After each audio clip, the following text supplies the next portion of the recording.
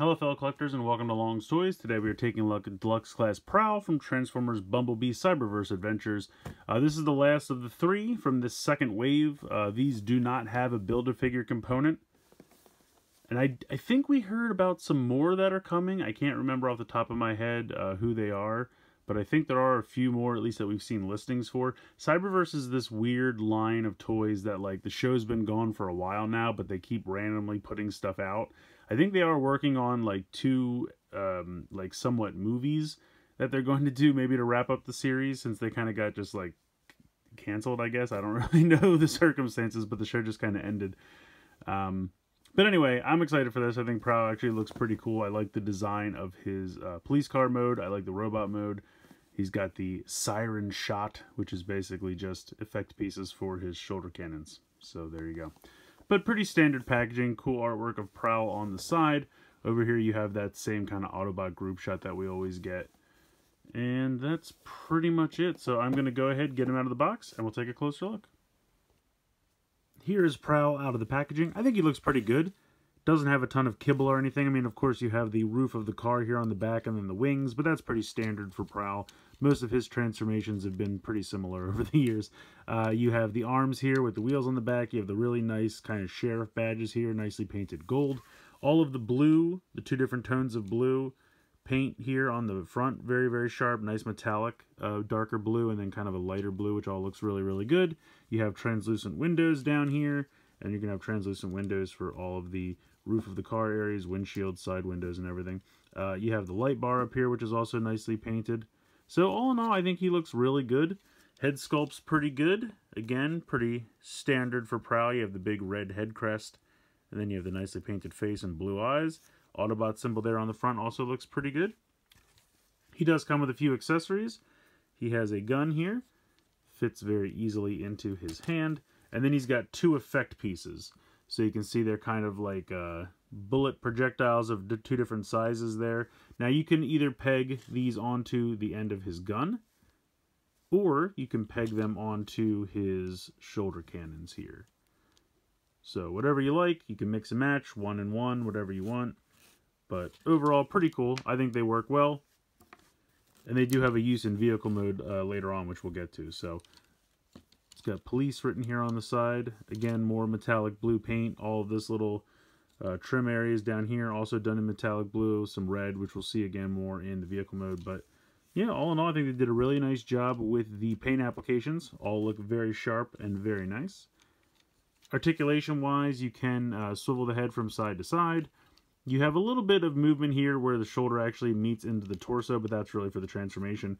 The actual shoulder joint is a ball joint there. You have a bicep swivel, 90 degrees in the elbow. You do have a wrist swivel, so that can move there. You have a waist swivel.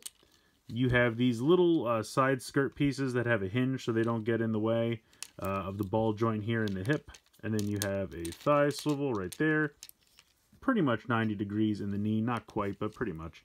And then you do have an ankle tilt. Now, when you're grabbing the ankle, it's very easy to kind of push this side piece in, and that's for the transformation. So just make sure when you're trying to do the ankle tilt, you actually grab onto the main part of the foot. But yeah, overall, I think he looks great. Nice articulation. You can get some really good poses out of the guy. Yeah, I'm pretty happy with him. I also like how they have panels back here so that the legs don't look hollow, because that's something a lot of times when you have a transformation where it's going to bend at the knees and fold up, they leave this hollow, but instead they put panels back here to remedy that. So that looks really nice. Very happy with that. Let's go ahead and get into the transformation.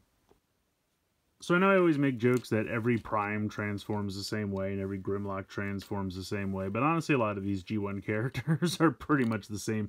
Prowl's transformation, very reminiscent of what we're used to for Prowl. The knees are going to fold up and become the back part of the car, the hood's going to go up, the arms are going to tuck underneath, so let's go ahead and get started. The first thing you're going to do is kind of rotate these shoulder cannons a little back. You can see it's just one bar with the two guns, it's one piece there, so they do move together because that's one solid kind of U-shaped piece. So fold them back. You're going to unhook the hood of the car, swing this up.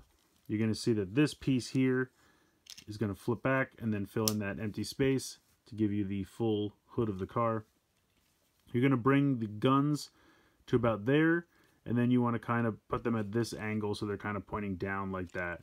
You're going to rotate the arms so that the wheels are facing up if you're looking at it like this.